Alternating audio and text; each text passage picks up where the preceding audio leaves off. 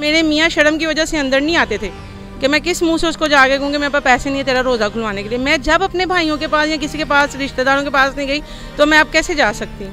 अस्सलाम वालेकुम नाज़रीन, आप देख रहे हैं डेली पाकिस्तान और मैं हूँ आपका मेज़बान इब्तिसाम चौधरी। नाज़रीन, आज एक ऐसी मोटिवेशनल स्टोरी लेकर आपकी खिदमत में हाज़िर हुए हैं जिसे सुनकर आपके रोंगटे खड़े हो जाएंगे। आप मेरे कैमरे में देख सकते हैं, मेरी बहन मेरे साथ खड़ी हैं और इनकी कहानी कुछ यूँ है कि 12 साल पहले इनके शोहर की वफ़ात हो गई, जिनमें से एक बेटा और एक बेटी। उनकी परवरिश की, लेकिन कुछ अरसा से हालात कुछ इस तरह हो गया कि इनको बाहर निकलना पड़ा। गवाल मंडी फूड स्ट्रीट में अगर आप आएँ तो स्टार्ट पे इन्होंने एक स्टॉल लगाया जिसमें ये कश्मीरी चाय और सूप लोगों को दे रही हैं। ये कुक भी खुद हैं, ये ओनर भी खुद हैं, ये वेटर भी खुद हैं।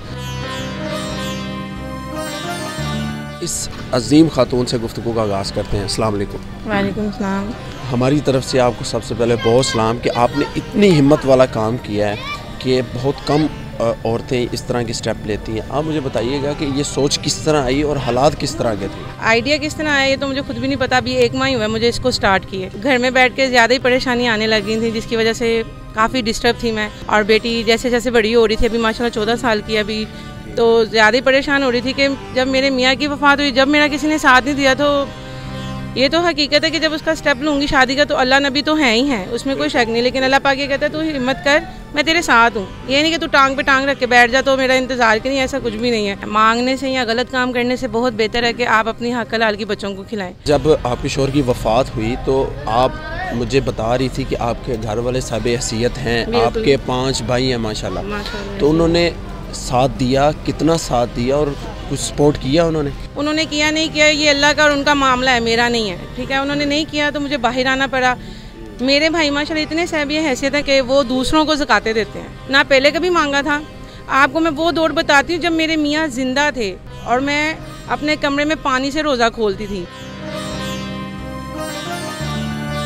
मेरे मियाँ शर्म की वजह से अंदर नहीं आते थे कि मैं किस मुंह से उसको जाके कहूँगी मेरे पास पैसे नहीं है तेरा रोज़ा खुलवाने के लिए। मैं जब अपने भाइयों के पास या किसी के पास रिश्तेदारों के पास नहीं गई तो मैं अब कैसे जा सकती हूँ।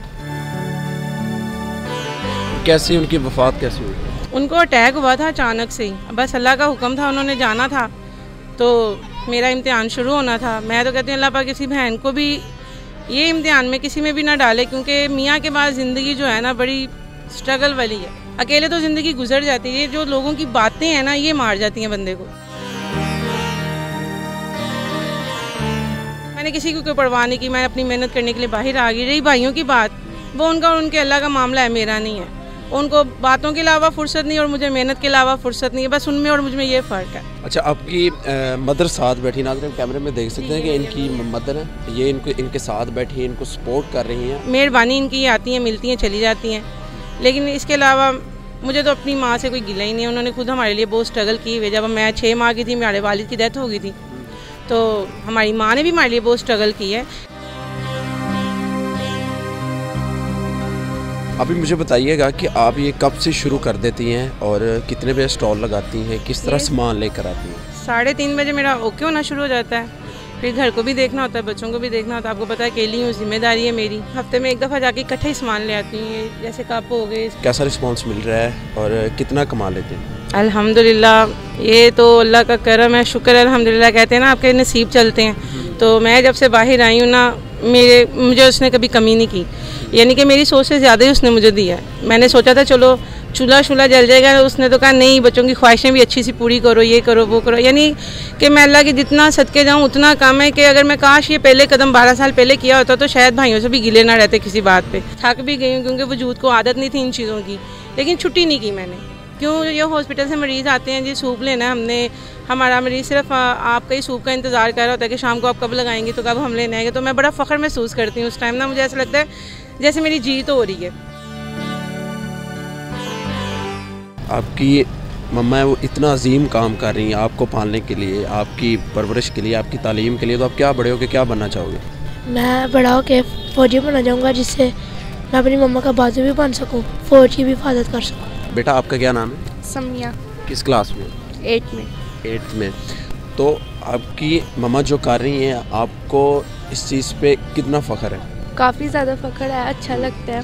अच्छा। अल्लाह मेरी मम्मा को कामयाब नसीब करे, ऐसे ही करती हैं, हमारे लिए कर रही हैं ये सारा कुछ। अब जैसी हज़ारों ख़वातीन हैं पाकिस्तान में, मुल्क भर में, जो आप ही की तरह की ज़िंदगी फेस कर रही हैं, और क्या उनको पैगाम देना चाहेंगी? मैं उनके लिए यही पैगाम दूंगी कि पहले तो अल्लाह पाक जिस हाल में रखे उसका शुक्र अदा करना चाहिए, ना कि उससे गिले करने चाहिए। हिम्मत नहीं हारनी चाहिए। अगर वो बाहर निकल के अपने हालातों को फेस करती हैं तो यकीन करें कि जो अंदर रो के वो कर रही थी ना, उनको एक टाइम पे लगेगा वो बहुत गलत कर रही थी। हमें तो अल्लाह ने हमारी सोच से ज़्यादा दी है।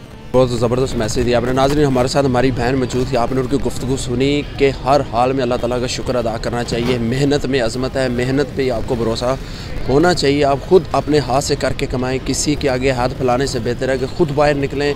इसी के साथ आपने मेज़बान इब्तिसाम चौधरी को दीजिए इजाज़त और देखते रहिए डेली पाकिस्तान। खुदा हाफ़िज़।